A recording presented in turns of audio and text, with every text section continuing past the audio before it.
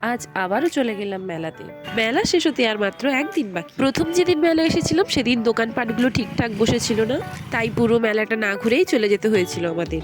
তাই মেলার মধ্যে ঢুকেই দেখি বিভিন্ন রকমের পাখি। এই মেলার মধ্যে একটা প্রসিদ্ধ জিনিস রয়েছে পাঁশকুড়ার লঙ্কার চপ। তাই মেলার মধ্যে ঢুকেই আমরা প্রথমে লঙ্কার চপ খেয়ে নিলাম, তারপরে চটপটি।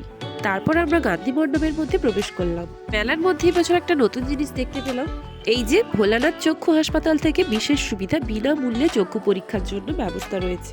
এখানে বিভিন্ন প্রজাতির কুকুর রয়েছে, কারুর বয়স 6 মাস তো কারুর বয়স 1 বছর। তারপর এখানে হস্তশিল্প দেখতে পেলাম, বিভিন্ন রকমের হাতে তৈরি জিনিস রয়েছে। মেলার মধ্যেই ওরা পেন্টিং করে দেখাচ্ছে কেমন করে ওগুলো বানিয়েছে। তারপর এখানে কয়েন আর্ট করেছে, মানে খুচরো পয়সা দিয়ে বিভিন্ন রকম ডিজাইন বানিয়েছে। এই ছিল আজকের ভিডিও। তারপরে কিছু খাওয়া দাওয়া করে বাড়ি চলে এলাম। ভিডিওটি ভালো লাগলে অবশ্যই সাবস্ক্রাইব করে পাশে থেকো। আজ তবে আসি, টাটা।